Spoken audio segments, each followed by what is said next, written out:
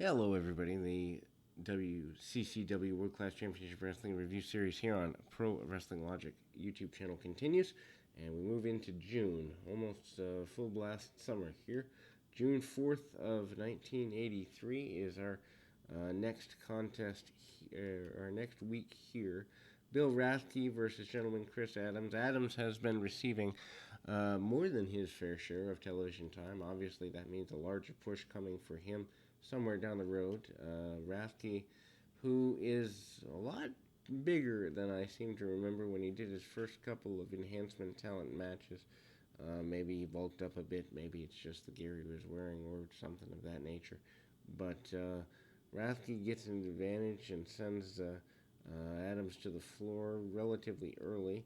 Um, Adams, who is a guy who doesn't mind taking a backward step if it means getting back on his feet, you know, getting tossed to the outside just with a side step, comes back in. He's obviously known for the more technical style, so we do have a technical versus power styling here. Adams working over the leg primarily for the first several minutes of the match, trying to get a grapevine and or submission out of his larger opponent. Kind of tipping up and trying to get leverage any way he can, bending the knee joint and that sort of thing. Adams, who I think could have probably done well and probably did do well in World of Sports style environment. Here, they give him about 3 or 4, well, maybe 5 minutes at most. And then he hits the enziguri, hitting it though in the corner, which was a bit awkward in a in an interesting sort of way, I suppose. Hits the roll up and gets an inside cradle win. Does Von Erich, and we move to Kamala versus Johnny Rich. Rich making what I believe to be his debut here in the world class area.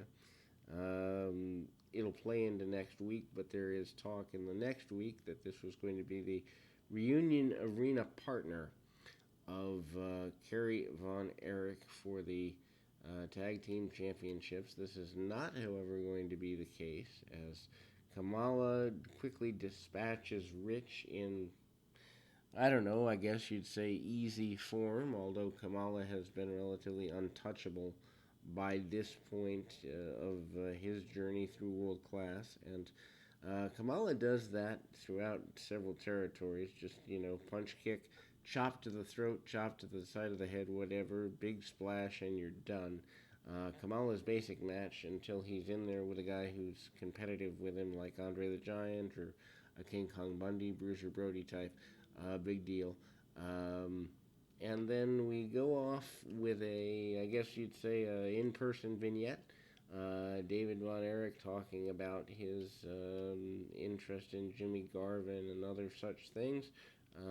We see him talking about the Texas stadium shows and wanting to be world champion. We're on the ranch, and he talks about not really wanting to talk about wrestling at home, and then he proceeds to talk about wrestling. He talks about how he believes he or his brothers will be world champion. He talks about having issues with Jimmy Garvin and other such things. Then we go to Michael Hayes versus Kerry Von Erich. Hayes again, and I feel like a broken record, but saying it again in case you haven't heard previous versions of World Class, which with over 60 plus episodes, worth going back through the review archive if you enjoy what we're doing here. But Hayes is so good as a seller and as just a heater and a guy who sells every little thing really, really well. I don't know why he is not given a I guess, higher profile. Maybe it's the fact that after World Class his career dies off a little bit. Perhaps he didn't have enough run in enough places. I don't know, but odd thing in this match, they do a series of arm drags. Kerry Von Erich in control and hits the arm drags, but they go into slow mo replay of arm drags, which I don't think I've seen before. Maybe the truck was supposed to use it for something else and didn't, so they used it here. I don't really know what the deal is here. Kerry is dominant throughout, much to the delight of the fans, and Michael, though, makes Kerry look like $1,000,000. One count on, just a one count on a cross body by Kerry. Michael not afraid to bail out to the arena floor when necessary. We do see security guards when needed. Kerry breaks it down to a arm lock on the canvas, and certainly Michael and Kerry continue to do battle in throughout the match. Kerry using a little less of the discus punch than he used to in '82. We do see him return to it in the WWF, obviously. Sidestep at a mid-match point, and Michael sends Kerry out to the floor, and then gives him heck about getting back into the ring. So there's a story told there where Hayes really doesn't want to do complete battle with Kerry Von Erich. And we see that kind of play out over the next several minutes. And then we also see Kerry kind of get a bit of a victory. I believe the official decision is disqualification, as other members of the Freebirds come back in, and specifically Terry Gordy tries to get things going his way, but in reality, no, I was wrong. Not a disqualification. Roll up pin by Kerry Von Erich on the inside, or the outside in suplex, and then Terry Gordy does the run in. So out of alignment there, that Gordy ran in before the end of the match. He did not. Hayes losing the fall, and then we move to the main event of the evening. Jimmy Garvin versus David Von Erich. And Von Erich Garvin wants that Texas Championship back. Doesn't get it here, but David, keeps the match pretty well grounded. We see use of arm locks and arm bars by the Texas champion. It is the influence of Sunshine, who's more focused on than normal at ringside throughout this match. We go into seeing David switch mid-match to working the leg. Garvin trades holds with him and does reasonably well.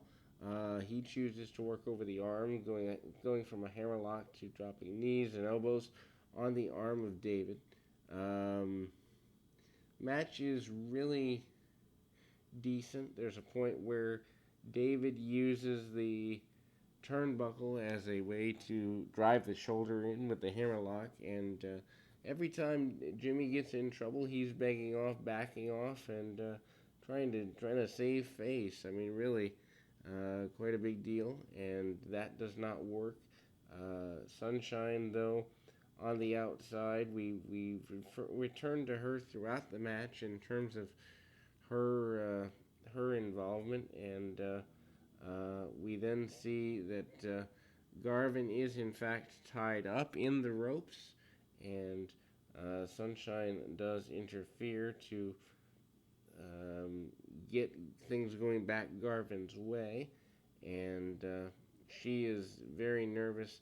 She is the one that puts the leg on the bottom rope, and then we also see a brawl on the outside.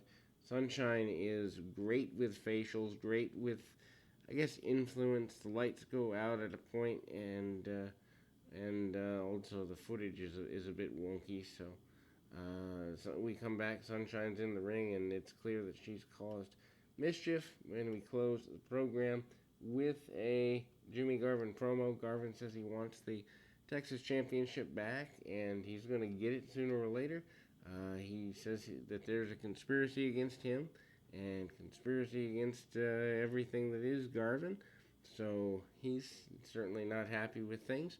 But we'll close with this particular review of the June 4th edition of the World Class Review Series.